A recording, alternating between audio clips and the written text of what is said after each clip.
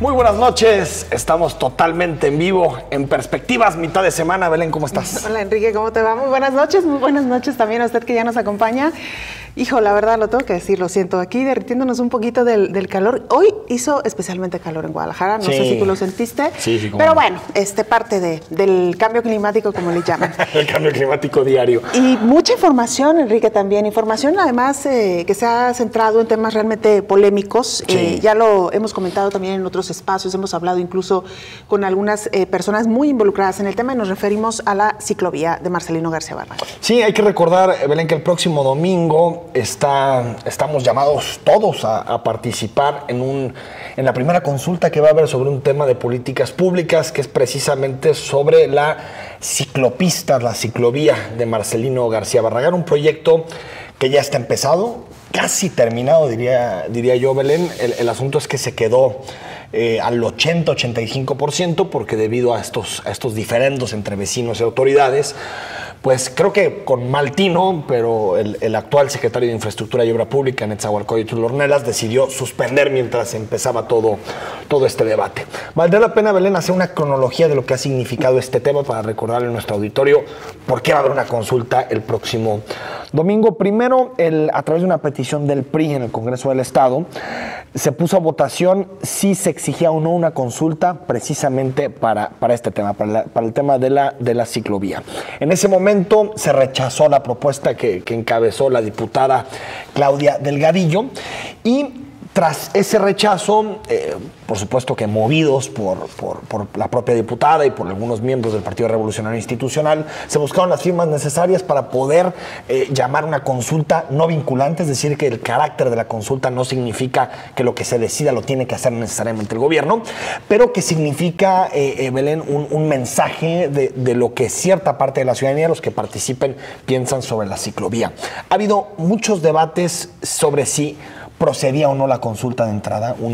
El Instituto Electoral y de Participación Ciudadana dice que sí, porque la movilidad no es considerada un derecho humano, no es considerada así, cosa que, por cierto, en algunos días tendremos la opinión de Emilio Álvarez y Casa, y Emilio Álvarez y Casa, ex secretario ejecutivo de la Comisión Interamericana de Derechos Humanos, dice que sí es un derecho humano, que es un derecho humano asegurar que cada uno, como nos queramos mover, tengamos la posibilidad de movernos. Por lo tanto, claro, habría ya un debate, ¿no? Yo creo que hay varios aspectos. Entonces, Enrique, la primera pregunta, Belén, para ya entrarle ahí al asunto de fondo, es si procedía o no la consulta. Desde mi punto de vista, no procedía la consulta. Creo que lo platicamos y estábamos de acuerdo en el asunto de que no procedía la consulta.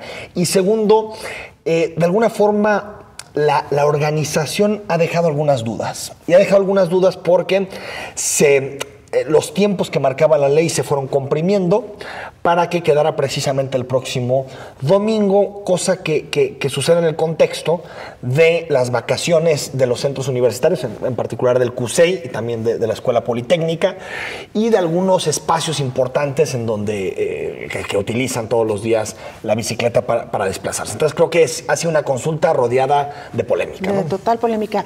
Antes de entrar propiamente a lo que es esta consulta, Enrique, y de hablar también de las reacciones que ha habido, además entre el ciudadano común, por ejemplo, citaríamos el caso de la ciclovía que se está construyendo en Avenida México, que ha levantado también diversas reacciones porque se ha comido prácticamente un carril de lo que es un tramo.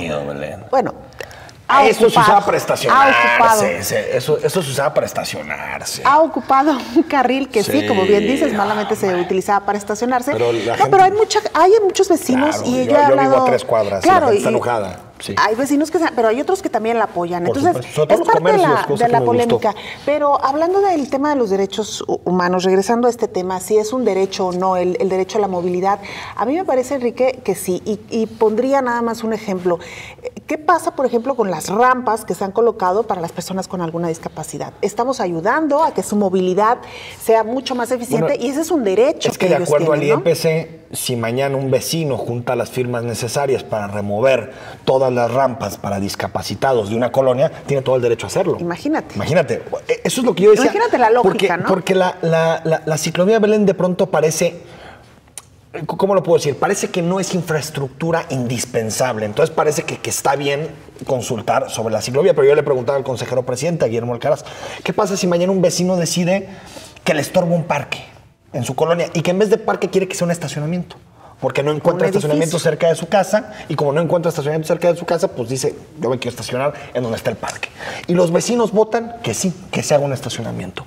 No se están violando derechos humanos en términos medioambientales, en términos de tener un ecosistema sano. Un espacio verde, claro. Creo que cuando el IEPC aprueba esta consulta, que también ya aprobó otra en Ciudad Guzmán, sobre una ciclovía también, está abriendo una puerta que me parece muy peligrosa. Y qué bueno que en el Congreso del Estado, a propuesta del diputado Alejandro Hermosillo, se va a incluir dentro de la Constitución la movilidad, así movilidad, como un derecho humano para que ya no exista debate en la materia, porque puede pasar con banquetas, puede pasar con parques, puede pasar con rampas para discapacitados, y aquí estamos viendo la conferencia de prensa del día de ayer.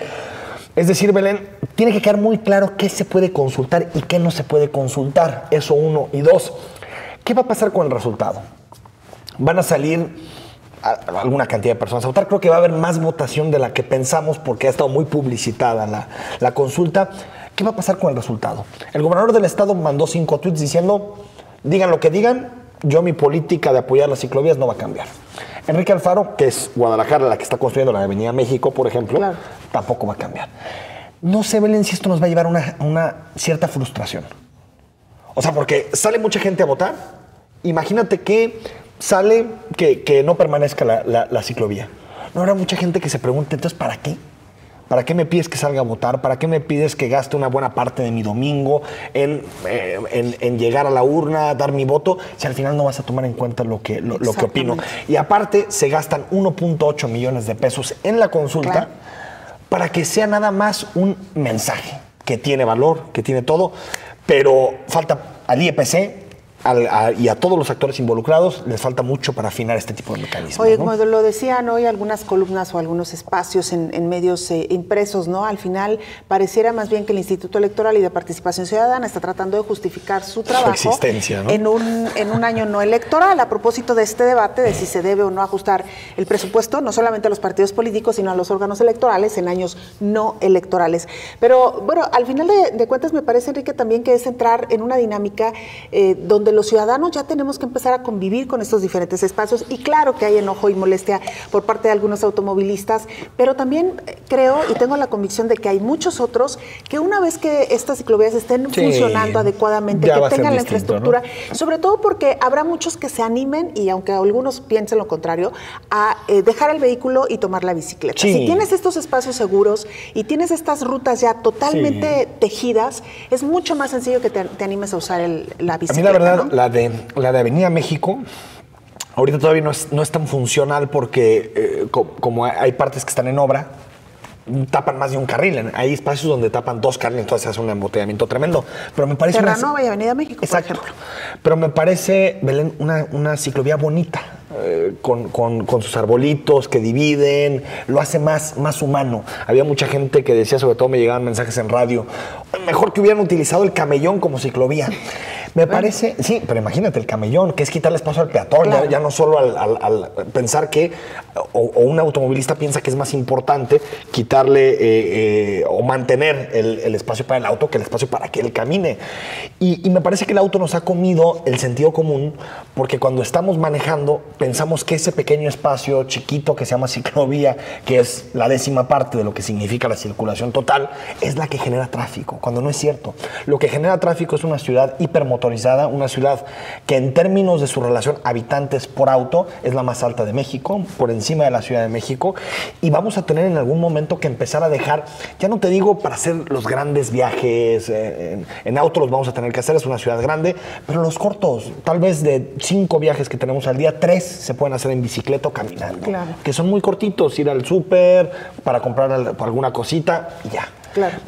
Creo que este debate es bueno en términos sociales, pero el IEPC tiene que ajustar mucho sus criterios, tiene que determinar exactamente qué puertas va a abrir y qué puertas no va a abrir. No tiene que ser tan legalista, Belén, porque a veces cuando eres demasiado legalista te olvidas del bien superior. Dices, es que la ley me dice esto sí. Sí, pero también hay que ¿Y qué está por encima? ¿Y qué está por encima de la ley? La igualdad de todos para movernos, para tener posibilidad de estar en la ciudad. Me refiero que creo que fueron demasiado legalistas en la lectura del código y lo que se permitía, ¿no? Y tenemos que pensar también como ciudadanos que el poblar de vehículos las calles de nuestra ciudad no nos va a llevar a nada. No. ¿Qué pasaría si no estuviéramos explorando estas otras alternativas? La de las ciclovías, la de un tren ligero, la de reacomodar las rutas del transporte público. ¿Qué pasaría si solo nos centráramos en los automóviles? Pues definitivamente en unos años tendríamos una ciudad totalmente atiborrada de vehículos, contaminada, porque si los vehículos no contaminaran, bueno, pues uno diría, ok, damos la oportunidad, pero sabemos que los vehículos son una fuente importantísima de la contaminación que hoy por hoy tenemos en nuestra zona metropolitana y de accidentes además. Yo entiendo que la solución no son, para el transporte de una ciudad tan grande, para que nos movilicemos, para la movilidad, no son las bicicletas.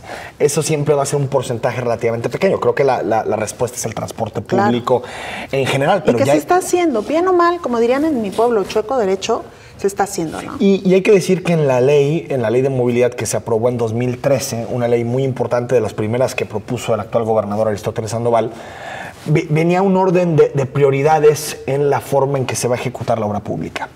El primero es el peatón, el segundo el ciclista y el tercero el transporte público y el cuarto el automovilista. Esto quiere decir que de acuerdo a la ley, lo primero que se tiene que privilegiar no solo es el transporte público, no solo las banquetas, sino también las ciclopistas. Y me parece que esto lo tuvieron que tomar los consejeros al momento en que votaban. Y también entender que un espacio urbano, sano, equilibrado, es el que respeta las formas de movilidad de todos y le da espacio a todos.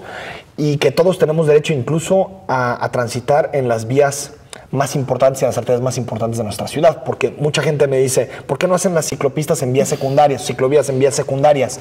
Porque el problema es que tal vez en vías secundarias no necesitas ni siquiera ciclovías, porque como son vías poco transitadas o también de velocidad baja, no necesitas confinar un carril.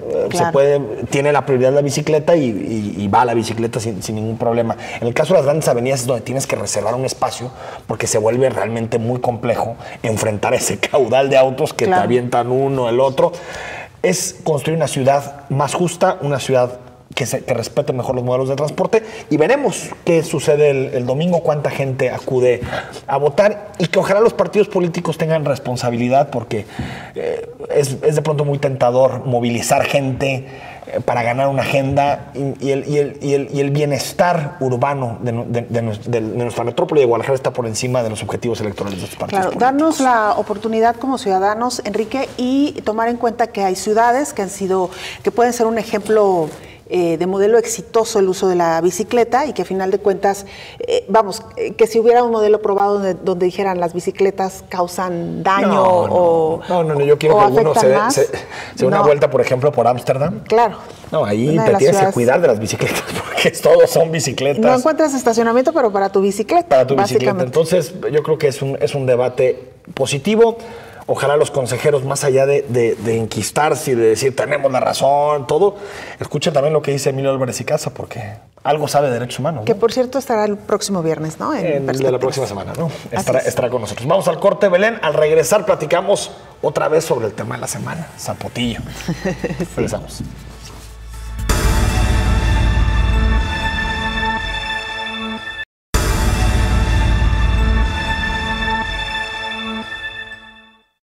La Oficina de las Naciones Unidas de Servicios para Proyectos, UNOPS por sus siglas en inglés, recientemente entregó un informe de 4,000 páginas con los resultados de un estudio que se realizó durante más de 1 año y medio, el cual tuvo un costo de $4.6 millones.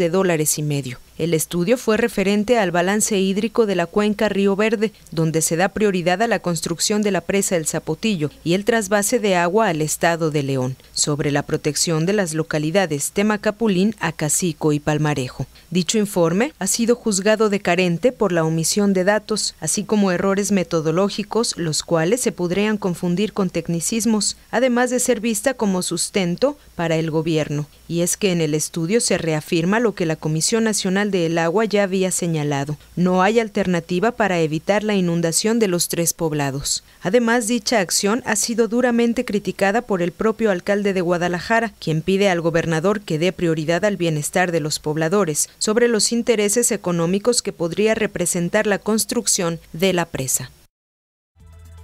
Pues ya nos familiarizamos con este nombre de UNOPS, ¿no? Ah, claro. De esas cosas que de pronto estallan y ya está en boca de todos, precisamente, claro. Este concepto de UNOPS. Y saludamos a Carlos Angelaccio, él es coordinador técnico de balance hídrico de la UNOPS. ¿Cómo estás? ¿Qué tal? Carlos, gracias por acompañarnos. Por si no lo sabemos todavía, Oficina de las Naciones Unidas de Servicios para Proyectos. Ahí está. Y a Magdalena Ruiz, titular de la Secretaría de Medio Ambiente y Desarrollo Territorial. ¿Cómo estás, Magdalena? Muy contenta, Belén, Enrique, muy contenta de estar aquí con ustedes. Bienvenida, secretaria. Platícanos, Carlos, un poquito qué hizo exactamente UNOPS, de qué es el estudio y que nos platiques a detalle cómo se realizan los pagos, cómo haces el vínculo con esta oficina y si hay alguna posibilidad, como se ha discutido en Jalisco en estos días, de que de alguna forma el gobierno del Estado intervenga en lo que ustedes al final colocan en ese estudio como datos. Bueno, a ver, vamos a ir por partes. En relación a lo que desarrolló UNOPS como actividad técnica, es lo que figura en los términos de referencia del convenio de cooperación con el gobierno del Estado de Jalisco, que es público y está disponible en la web desde diciembre del 2015 y que básicamente contempla la realización de un conjunto de estudios técnicos, la realización de un conjunto de recomendaciones vinculadas a la gobernanza del agua y un bloque destinado a la comunicación de los resultados que se obtengan del estudio. En particular, mi actividad está vinculada a los estudios técnicos y lo que hemos desarrollado en ese sentido es exactamente lo que nos pidió el gobierno del Estado de Jalisco, que es una herramienta de balance hídrico que finalmente terminó convirtiéndose en un modelo hidrológico y de gestión de los recursos hídricos. ¿Por qué modelo hidrológico y de gestión? Porque es un modelo que está implementado de manera tal que permite simular diferentes escenarios. ¿Qué son los escenarios? Son posibilidades o condiciones diferentes que se pueden dar en la cuenca y esta herramienta lo que permite es definir de qué manera responde la cuenca ante distintas condiciones. ¿Y quién determinó los escenarios? Surgen de un análisis técnico que está desarrollado en el estudio. ¿Pero ustedes lo hacen o el gobierno del Estado? No, lo hicimos nosotros y consensuamos obviamente con nuestra contraparte técnica. ¿Cómo se define un escenario? Básicamente por la combinación de tres grandes grupos de variables. Por un lado, las variables climáticas, o sea, el clima que reina en la cuenca del Río Verde. Por otro lado, las demandas que hay del recurso hídrico superficial, porque este es un modelo de balance superficial. Y por último, por la infraestructura que está presente en el territorio. De esa manera, esos tres grandes grupos de variables se pueden combinar y para cada una de esas condiciones o escenarios, el modelo arroja un conjunto de resultados que es la disponibilidad de recurso hídrico, la satisfacción de las demandas, básicamente, que son de distinto tipo. Nosotros analizamos 4 tipos de demanda: la demanda agrícola, la demanda para consumo humano, la demanda pecuaria y la demanda industrial. Hicimos esos 4 grandes grupos de demandas. Entonces, para cada una de las situaciones que se analizan en un escenario se obtiene un cúmulo de información importante y numerosa, digamos, que nos permite determinar cuánta agua hay, dónde, cómo se reparte en la cuenca, porque muchas veces la pregunta más común es ¿cuánta agua hay? Bueno, esa es una pregunta relativa. ¿Cuánta agua hay? ¿Dónde? La cuenca tiene 20.000 kilómetros cuadrados. O sea que el agua no se distribuye uniformemente en la cuenca. Entonces, ¿cuánta agua hay? ¿Dónde está el agua? ¿Cómo se satisfacen las distintas demandas? ¿Y cómo varía esa satisfacción a lo largo del tiempo? El modelo corre a lo largo de una serie de 53 años que ha sido determinada de manera estadística y en base a una complementación que se hizo con una base de datos global de datos climáticos, en particular de precipitación, en la cual se ha conformado una serie que representa el comportamiento histórico de la cuenca. Y esa serie tiene 53 años. Entonces el modelo se corre reproduciendo esa serie que representa la condición actual del clima. Entonces, desde el 63, 64 hasta la actualidad. Exacto. También el modelo lo que permite es cambiar dentro de esa componente de las variables que caracterizan el clima, permitiendo, por ejemplo, analizar condiciones vinculadas al cambio climático. Para eso, el estudio ha desarrollado un capítulo especialmente dedicado a analizar cuáles son las posibles condiciones que se desarrollarían en el cambio climático. Para eso nos basamos en los escenarios que define el IPCC, que es el organismo internacional rector en aspectos de cambio climático. Definimos, o sea, tomamos los escenarios que define el IPCC. Esos escenarios caracterizan distintas condiciones de emisiones a futuro y determinamos la variación tanto de la temperatura como de la precipitación a lo largo de la década del periodo 2010-2100. En función de eso, definimos series de precipitación y de temperatura afectadas por el cambio climático. Y el modelo se carga con esas condiciones y se obtienen resultados de respuesta de la cuenca en condición de cambio climático. Antes de pasarle, perdón, Belén, nada más a la secretaria, ¿el gobierno del Estado puede intervenir en esos datos o ya ustedes lo hicieron de forma autónoma? No, una de las características que tienen en general todas las organizaciones del sistema de las Naciones Unidas y la UNOPS en particular es trabajar de manera independiente y neutral. De esa forma, nosotros constituimos nuestro equipo de trabajo en Guadalajara, conformado por profesionales mexicanos y de muchas otras partes del mundo, y definimos nuestra forma de trabajar y trabajamos de forma absolutamente independiente. Obviamente, cuando se hace hidrología, uno no puede pretender crear datos nuevos. ¿Por qué? Porque hacen falta datos históricos, datos de larga data. Entonces siempre se recurre a la información existente. Esa información puede tener distintas características de calidad, de longitud y demás. Bueno, cuando uno hace ingeniería trabaja con los mejores resultados que puede obtener. En este caso, y felizmente, México es un país que históricamente ha adquirido de manera sistemática datos. Obviamente esos datos a veces están cortados, a veces presentan algún inconveniente, pero existe toda una metodología estadística que nos permitió limpiar esos errores y usar la serie de datos históricos y complementarla, como les dije, en donde no teníamos densidad de información suficiente con base de datos globales. ¿Por qué contrataron a la UNOPS, secretaria?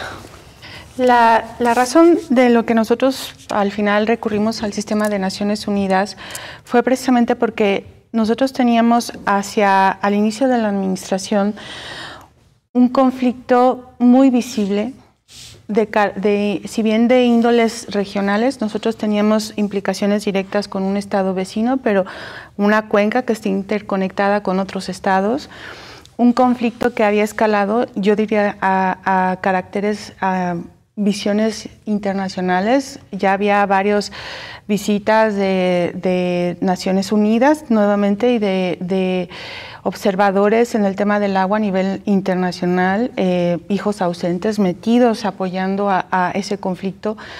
También adentro del territorio, ya todos los actores por más de 30 años actuando con roles y posiciones muy claras, incluyendo la propia Universidad de Guadalajara, que si bien entonces es proveedora de conocimientos, había ayudado en ese transcurso histórico precisamente a estar cuestionando el modelo vigente en el tema del agua. Y un conflicto donde lo que pensamos que este acompañamiento de datos técnicos, había otros factores, por ejemplo, donde se decía que había opacidad, un mal manejo de la información, había discrecionalidad por parte de la federación en todo lo que había sido en decidir en dónde, cómo se habían comunicado con los afectados de manera histórica, y entonces la manera de salirnos de ese tan tensionante espacio de control y de toma de decisiones fue precisamente recurrir entonces a un acompañamiento técnico de primer nivel. Pensamos en algún momento en armar un grupo interdisciplinar, pero resultó precisamente de que las Naciones Unidas en UNOPS había acompañado en todo el mundo precisamente a resolver este tipo de conflictos. el currículum de Naciones Unidas, sumándonos también a ONU Medio Ambiente, que nos acompañó en los escenarios de cambio climático, de gasto ecológico y la perspectiva precisamente de la sustentabilidad de la cuenca, hacen una dupla perfecta. Teníamos entonces una agencia de Naciones Unidas que ya había acompañado conflictos no solamente como el nuestro, sino a veces entre países, y que sus datos técnicos, como bien dicen, no solamente con esta know-how que puede combinar expertos de todo el mundo, tanto locales como regionales, como del país, como de otros lados del mundo, sino entonces con la confianza de la neutralidad de las naciones. Entonces, el gobernador acepta este acompañamiento. Al final, lo que nosotros decidimos fue que estuviera centrado en el balance hídrico, porque una de las cuestiones que manejaban este proceso era que los datos no eran reales o que no eran adecuados. Y al final salieron cosas, yo creo que contundentes y que son paradigmáticas. Una, es la primera vez que un gobernador o una entidad federativa recurre a apoyarse en un organismo internacional en el país. Segundo, el organismo internacional nos demuestra a nosotros que si hay diferencias sustantivas. Una, pues entonces estas diferencias sustantivas son que sí encontramos menos agua de la que la Federación decía que había. Entonces, un metro cúbico, ¿no? De diferencia. No. De 8,6 a 7,5, un poquito más de 1. Un poco menos de 1, pero sin la variable todavía de cambio climático, solamente en las cuestiones de la demanda. En la actualidad. En la actualidad, es decir, se dice que entonces hay 30% agua menos y hay 120% más de la demanda de la que se dice de manera formal. Entonces, esto por supuesto hace que vayamos a tener que tomar decisiones y sentar una mesa de trabajo con la Federación. O sea, si se fija, no solamente es resolver aquí adentro de la propia casa, sino también entonces con la Federación y con el Estado de Guanajuato. Las diferencias son sustantivas. Vamos al corte, seguimos platicando sobre este tema. Escríbenos @canal 44 TV y en nuestras cuentas personales. Vamos al corte. La pausa.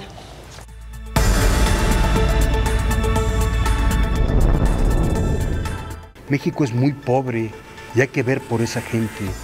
Al país, cuando se elige un presidente, se le elige para 120 millones de habitantes, no para 20.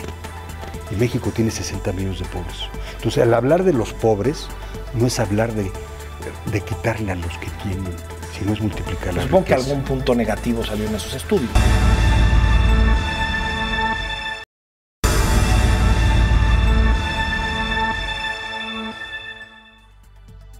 Estamos de regreso esta noche en Perspectivas, dialogando precisamente con los expertos que presentaron este estudio, este informe respecto a la presa del Zapotillo, y también nos acompaña la secretaria la titular de Semadet, quien también, bueno, pues ha estado al frente de estos trabajos y de este tema. Antes de irnos a la pausa, Carlos Angelacho, coordinador técnico del balance hídrico de la UNOPS, nos explicaba la importancia de haber hecho el estudio basado en una perspectiva de cambio climático.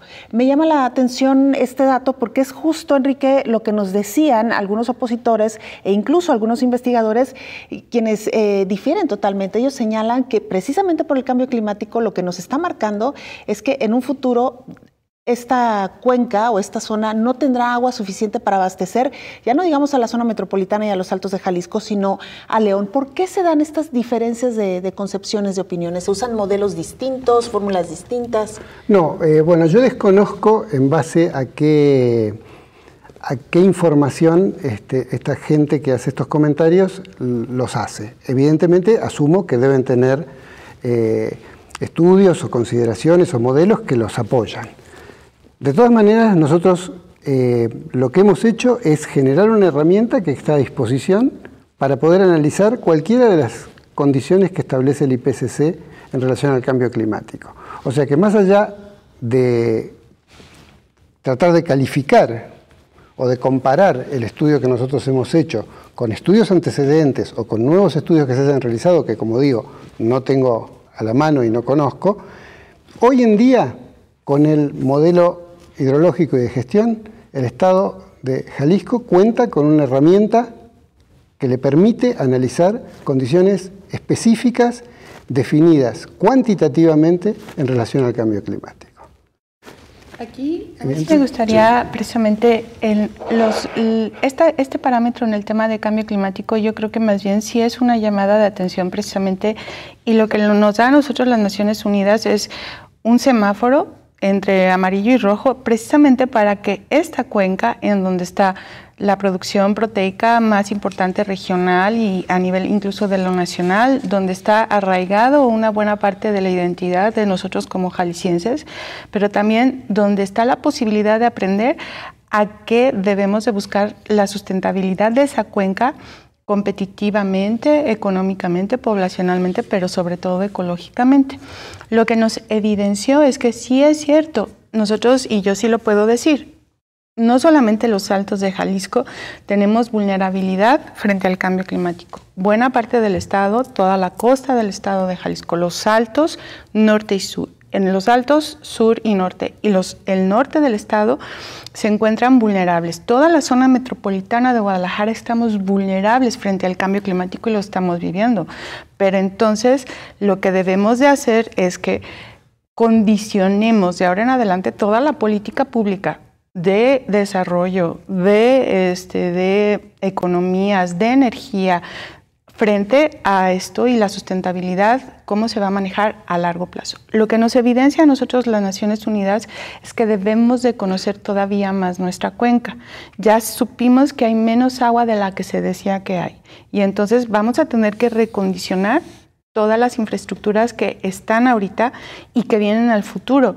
Pero además vamos a tener que sentarnos con el sector agropecuario, porque el sector agropecuario es el que usa el 70% del agua en lo general y de manera evidente. Pero que aquí no van a poder utilizar nada del zapotillo. No, porque de hecho, es consumo humano, ¿no? Exactamente, y esto es también humano, como una falsa dicotomía. O sea, los altos no es para los ganaderos ni para el clúster automotriz de Guanajuato, ¿no? Para nada, porque además la cuenca agropecuaria está en la parte superior de los altos y la presa está hacia abajo.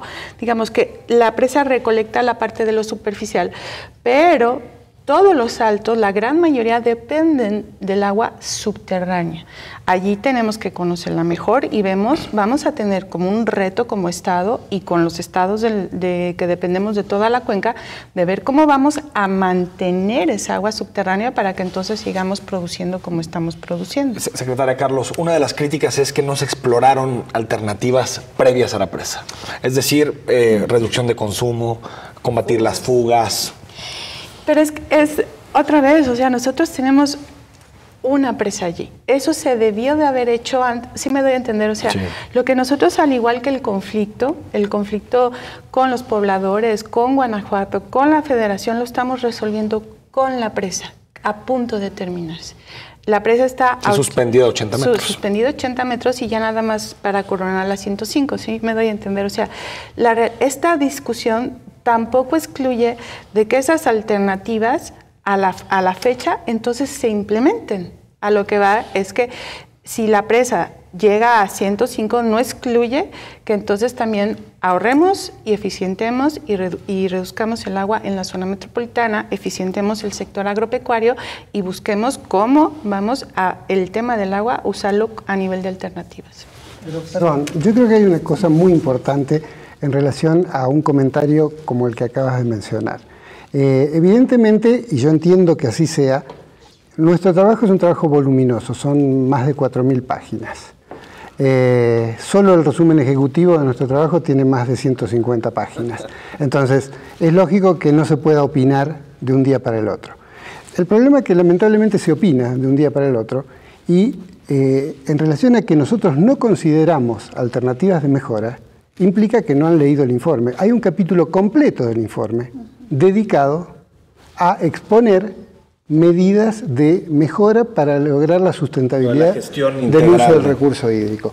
Además de eso, hay 24 recomendaciones de macroplaneación que apuntan a ver cómo se resuelven temas puntuales que han sido detectados, tanto de tipo institucional como de tipo operativo. Entonces, evidentemente, si hoy en día están diciendo que nosotros no consideramos alternativas para mejorar la sustentabilidad del uso del recurso hídrico es porque no han leído el informe. Entonces, yo creo que hay que tomarse un tiempo A nosotros nos costó 18 meses desarrollar todo esto. Y 18 meses lo pudimos hacer porque somos una organización que tiene capacidad de poner en juego un equipo y movilizar una cantidad de recursos que exceden mucho lo que pueden hacer incluso consultoras u otras empresas. Y nosotros hemos cargado una cantidad de horas hombre en este proyecto para poderlo desarrollar en 18 meses, que es una diferencia fundamental con lo que se hace habitualmente, digamos. Otra de las críticas que hemos recibido es esa: ¿cómo en 18 meses hicieron este estudio? Solamente porque hemos puesto una cantidad de horas hombre sobre este estudio que excede mucho lo que naturalmente... Costó, ¿no? También. Bueno, convengamos en que UNOPS como organismo de las Naciones Unidas, es un organismo sin fines de lucro. O sea, UNOPS simplemente recupera los costos que utiliza para hacer el estudio. Claro, y es cierto, si nosotros usamos esa cantidad de horas hombre, usamos equipos, por ejemplo, para realizar los aforos de última tecnología, usamos una cantidad de información y de equipamiento que demanda, digamos, disponer de cierta tecnología. Evidentemente, todas esas cosas generan costos. Carlos, perdón, secretaria, nada más para terminar con este comentario que usted hacía, y considerando que quizá la mayoría de las personas que hoy nos ve o nos está escuchando no tenga la posibilidad o no se dé el tiempo para consultar este estudio, ¿cuáles serían, digamos, menciónenos unas 3 o 4 de las alternativas que ustedes están proponiendo, y también de cuáles son algunas de las principales recomendaciones que ustedes han hecho al gobierno? Bueno, básicamente, los resultados que nosotros presentamos al gobierno para que pueda analizar y tomar las decisiones que le competen tomar, que no son decisiones que le compete tomar a UNOPS. Como organismo de las Naciones Unidas, uno de nuestros principales mandatos es la no intervención en políticas de los estados. Simplemente nosotros estamos haciendo un trabajo de apoyo técnico para darle al Estado elementos para una toma de decisión informada. Entonces, en ese sentido nosotros, y en relación particularmente, porque este estudio es mucho más que el estudio de la presa del Zapotillo. Hasta ahora nadie nos ha hecho una pregunta, por ejemplo, de cómo responde la cuenca en relación a las demandas agrícolas o pecuarias, que son dos cosas fundamentales. Tenemos miles de resultados en el modelo, pero a nadie le han interesado todavía. Entenderás que el debate está en otro lado. Y entiendo perfectamente, claro, lo apremiante y lo importante de la situación del Zapotillo. Sobre todo que es una obra que hoy está en cota 79-70, o sea, está a 30 centímetros de alcanzar la altura de cortina de 80 metros. Es una obra presente. Y que implica desplazar una población entera. Seguro, pero que está. En riesgo. Sí. A mí sí me gustaría, de hecho, algo que nos llamó la atención desde el inicio de las Naciones Unidas al evaluar y al empezar a evaluar todos estos procesos, el primer producto que nosotros tuvimos fue un informe de producto temprano donde nos llamaba la atención de la posibilidad de riesgo que se tiene en estos momentos con los poblados de Acacico, Palmarejo y Temacapulín. A 80. ¿Por qué? Porque la infraestructura fue construida y prospectada desde el inicio a 105. En este momento, si viniera esta famosa de venida milenaria o de como carga máxima del agua, inundaría irremediablemente a los 3 poblados, incluyendo Temacapulín, a 80 metros, y la presa no está lista para recibir esta venida milenaria, porque entonces requería otro tipo de prospecciones y un montón de cosas que he estado aprendiendo de los ingenieros.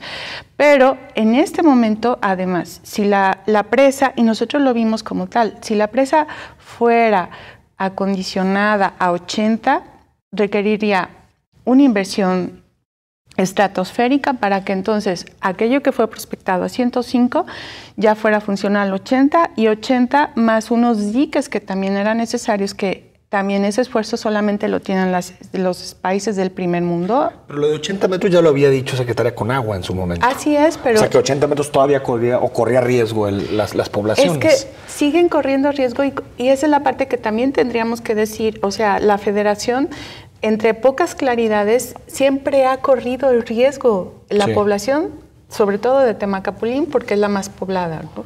Ahorita ya nos quedan pocas personas en Acacico y ya ninguna en Palmarejo. Entonces, en realidad siempre ha existido este riesgo y es un riesgo latente, y el gobernador evidencia que hay que tomar medidas también a nivel de seguridad, que fue la primera llamada de atención que se nos hace desde Naciones Unidas. Y a mí sí me gustaría hacer una serie de precisiones.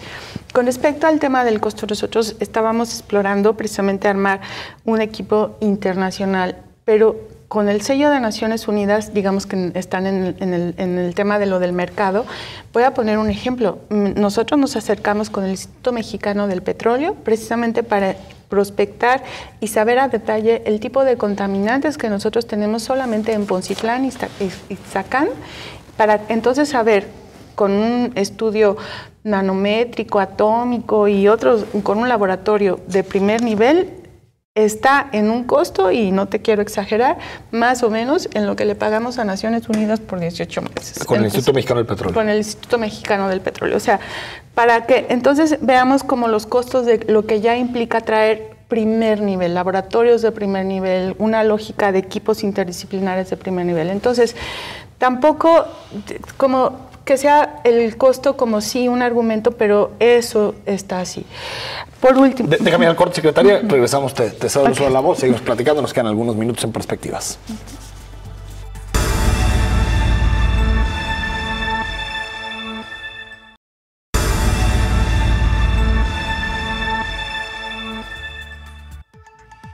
Estamos de regreso en Perspectivas. Belén, antes de que la secretaria complete el comentario con el que quedamos, leemos algunos mensajes. Hay muchos comentarios con relación a los dos temas que hemos platicado. Oscar López dice, la inconformidad es por la mayoría de los automovilistas, no tiene el mínimo conocimiento de lo que es la civilidad. Se apropian de las calles y ni ceden el paso a los vehículos de emergencia a saber cómo consiguen las licencias de conducir. Por el tema que abordábamos en el primer bloque, ¿no? Sobre las ciclopistas. Yo he circulado por Marcelino García Barragán en el antes y el hoy de la ciclovía. Claro que genera tráfico. Sí a favor de la ciclovía, pero no necesariamente en las avenidas. Ojo, la pregunta es, ¿debe permanecer o no la ciclovía? Chavo Ursúa, cada calle de nuestra ciudad debe ser una ciclovía. Eso no se discute, se implementa así a la ciclovía. Rafael Hernández, hablando de movilidad, el principal problema es que el paso de los años los autos no van a caber, bueno, ya no caben. Bueno, sí, es lo que mencionábamos, ¿no? Que vamos a poblar esta ciudad de vehículos. Informa GDL, contaminación, tráfico, estrés, enfermedades, despidos por llegar tarde y el negocio millonario de las constructoras, de la constructora. Pero qué fácil fue hablar para ganar votos. Yo quiero ver a Magdalena Ruiz debatiendo con expertos que no concuerden con el estudio de UNOPS. Bueno, ahorita respondes a ese tema, Magda. Gerardo Salas, preguntar sobre otras opciones. Río Santiago, entre muchas otras. Limpieza de este río y tan cerca. Bueno, ahí están los comentarios. Secretaria, no sé si quieres responder a este asunto del debate y te quedaste a mitad de un comentario. No, al contrario. Lo que nosotros vamos a generar precisamente una serie de criterios precisamente de intercambios técnicos. El intercambio técnico también vamos a regirnos bajo una lógica de ciertas reglas, indicadores y procesos precisamente para clarificar este intercambio técnico. Ya establecimos un canal de comunicación con la Universidad de Guadalajara y la vamos a estar estableciendo con todas las universidades y centros de investigación que estén instalados en el estado a nivel regional. Lo tenemos que dar para intercambios técnicos, precisamente para clarificar. Pero lo más importante es que esto no induce, sino más bien ayuda a tomar una decisión que históricamente no se había tomado con tanta claridad y transparencia. Desde el inicio nosotros pusimos a disposición una página web, toda la información que íbamos produciendo se iba poniendo a la par. Hubo foros donde todos los actores fueron invitados. Algunos desde el inicio, como el Observatorio del Agua, decidió no tener ningún acercamiento con las Naciones Unidas y fue una posición, por más que tratamos de inducir y generar ese proceso para que empezáramos a ver cómo empezar a conocer los términos de referencia, muchas cosas. Con el INDEC, con Temacapulín, con Acacico fueron visitados, hubo un encuentro y yo diría ni siquiera poco afortunado. Hay que entender, 30 años, más los 12 años que han vivido estos pobladores de incertidumbre, de un manejo discrecional o de formas tradicionales como se estaban manejando los conflictos territoriales y ambientales en el país y en el estado. Y ahí está Chalacatepec, las villas panamericanas, Peña Colorada, el propio río Santiago. Creo que tenemos que empezar a aprender a tomar las decisiones de manera diferente. Y esto a nosotros como jaliscienses nos debe de dar elementos para ir caminando hacia adelante. Yo estoy totalmente de acuerdo, el gobernador tenía que tomar una decisión para los jaliscienses y vimos diferentes escenarios. Y corrigió, ¿no? Se echó para atrás porque él había prometido otra cosa. Pero era un gobernador electo que sin toda la información, sin toda la información y corrige con muchos elementos para hacer ese ajuste. Vamos a dar ese intercambio académico, los procedimientos los vamos a estar compartiendo. El gobernador dijo que si bien no se dio en su momento adecuado, pero en este momento todo lo que tenga que ver con la relocalización de los pobladores va a ser bajo los parámetros que las propias Naciones Unidas y los acuerdos internacionales forzan, y allí también nos vamos a sentar con CONAGUA y con la Federación para que estas condicionantes sean las que rijan de ahora en adelante cualquier proceso de relocalización. Y por último, algo que es trascendental y no se alcanza a ver en este momento, es la primera vez que un gobernador y una entidad federativa pone en la mesa ajustes a convenios que por la federación se han dado en el manejo del agua. El gobernador también plantea que debemos de generar una nueva institucionalidad y gestión del agua, que también en el Estado debemos de tener una visión autocrítica de cómo se ha manejado nuestro recurso de manera histórica, y invita a todos los actores y a todos los sectores que vayamos construyendo esa nueva gestión integral, y él pone en la mesa esa reconfiguración de las políticas públicas en el agua de ahora en adelante, y lo vamos a estar trabajando también con estas gobernanzas. Nos cuesta mucho trabajo, pero yo creo que a 500 días y un poquito más de terminar esta administración, todavía tenemos mucho trabajo por delante para hacer este camino. Sobre el asunto, Carlos, de cómo se manejó el estudio, si hubo opacidad, y lo decía Gleason, estamos buscando el audio, pero el lunes que platicamos con él nos decía, pues a ningún especialista de aquí nos consultaron. No sé por qué no los consultan. Yo no tengo la numeralia en la cabeza, pero UNOPS desde que inició este trabajo ha llevado adelante un proceso permanente de difusión y de intercambio, en los cuales estuvieron presentes académicos de la Universidad de Guadalajara, del ITESO, de la UNAM, a los cuales les explicamos el proceso, la metodología, el estado de avance, y recibimos todas sus opiniones y observaciones y críticas que nos tenían que hacer en su momento. Después seguimos avanzando y tomamos en cuenta todas aquellas cuestiones que fortalecían lo que nosotros estábamos planteando como metodología. Evidentemente, hay muchos enfoques o muchas miradas con las cuales uno puede abordar este tema. Una de las cosas que ocurrió en parte de estos intercambios es que, en definitiva, había un conjunto de académicos que lo que planteaban era un estudio de agua subterránea. Nosotros nos encomendaron un estudio de agua superficial. Que elegimos una herramienta que tiene en cuenta el intercambio vertical entre el agua superficial y el agua subterránea, estamos totalmente de acuerdo, pero no hicimos un modelo hidrogeológico. Y lo que pedía esta gente era un modelo hidrogeológico. Con lo cual, entiendo lo que para lo que no me contrataron. No, seguro. Y yo no disiento con la necesidad de que la cuenca del Río Verde cuente también con un modelo hidrogeológico. Es más, creo que es una herramienta básica que debe en algún momento contar la cuenca del Río Verde para poder realmente hacer una gestión efectiva. El recurso, la gran mayoría de las demandas son atendidas desde el recurso subterráneo, no desde el superficial. Entonces, hay que ampliar el conocimiento en ese sentido. Entonces, nosotros hemos estado permanentemente tratando de darle a todas las personas interesadas y que se acercaron la mayor información disponible hasta ese momento. De hecho, nuestra oficina tuvo armado un centro de documentación donde estaban todos los antecedentes que nosotros usamos para hacer el estudio, disponible para la persona que quisiera acercarse, en formato papel y en soporte digital. O sea que nos digan hoy que no saben con qué resultados trabajamos o con qué antecedentes utilizamos, la verdad es que se le dio amplia difusión a que había un centro de documentación abierto, con sus puertas abiertas, a quien quisiera venir a consultarlo. Prácticamente no vino nadie. Secretaria, queda un minuto. Los pasos serían, entonces, renegociar el convenio con la Federación. Así es. Supongo que después ese convenio tendrá que ser ratificado por el Congreso del Estado para no caer en una omisión ante el Tribunal Constitucional, y después comenzará el desalojo. Más que desalojo, son procesos de relocalización. Nosotros tenemos un procedimiento instalado por la propia Naciones Unidas y una serie de recomendaciones que tenemos que sentarnos con ellos, sentarnos con todos los actores, Comisión Estatal de Derechos Humanos, observadores de las propias Naciones Unidas, las condicionantes y recondicionantes de los propios afectados. Ellos en su momento no fueron tomados en cuenta y hay criterios mínimos indispensables. Vivienda, propiedad, transgeneracionalidad, muchas cosas que deben de tomarse en cuenta. Secretaria, gracias.